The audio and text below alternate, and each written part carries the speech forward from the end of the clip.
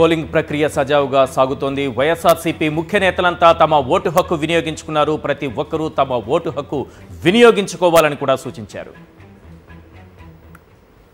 మా ప్రీతం నాయకుడు ముఖ్యమంత్రి జగన్మోహన్ రెడ్డి గారు రెండోసారి ముఖ్యమంత్రి కావాలని చెప్పి కోరుకుంటూ తప్పకుండా అత్యధిక మెజారిటీతో వైఎస్ఆర్ కాంగ్రెస్ పార్టీ విజయం సాధించి జగన్మోహన్ రెడ్డి గారు తిరిగి మళ్ళా ముఖ్యమంత్రి అవుతారు.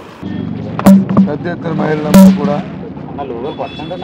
వచ్చి జగన్మోహన్ రెడ్డి గారి ప్రభుత్వాన్ని గెలిపించాలి, ఎప్పుడని వాళ్ళ మొక్కలు చూస్తే మళ్ళీ ముఖ్యమంత్రిగా వారు వస్తారు. వారు తప్పకుండా ఇచ్చిన మాట నిలబెట్టుకుంటే ఇంకా పెద్ద ఎత్తున ఈ రాష్ట్రంలో మరి వ్యక్తి ఎవరైతే ఉన్నారో రాష్ట్ర ప్రజానికం వాళ్ళ తాలూకా జీవన విధానాన్ని పెద్ద ఎత్తున మార్పు చేస్తూ వారి ఆర్థిక పరిస్థితి మెరుగుపరుస్తూ వారి పిల్ల పాపకి విద్యలో ఒక నూతన అధ్యాయాన్ని ఎప్పుడు దేశంలో లేని విధంగా ఆయన తీస్తున్న ప్రయత్నం తప్పకుండా సఫలీకృతం అవుతారని ఆశిస్తున్నాను. ఇప్పటికే ప్రజలకు ఒక క్లారిటీ ఉన్నట్టుంది.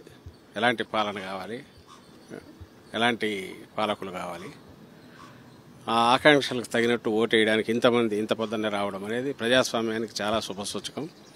ప్రతి ఓటు విలువైంది. మా ఓటుతో ఏమవుతుందని ఎవరు అనుకోకూడదు. ప్రతి ఒక్కరూ ఖచ్చితంగా వచ్చి ఎవరు ఏ నిర్ణయం తీసుకుంటే దాని ప్రకారం వేసుకోవడానికి, ఓటు వేయడానికి, వాళ్ళకి కావాల్సిన వాళ్ళ ఆకాంక్షలకు తగినట్టు ఎవరైతే బాగుంటుంది అని తమ నిర్ణయం ఏంది చెప్పడానికి ఇలాంటి అవకాశం మళ్ళీ రాదు.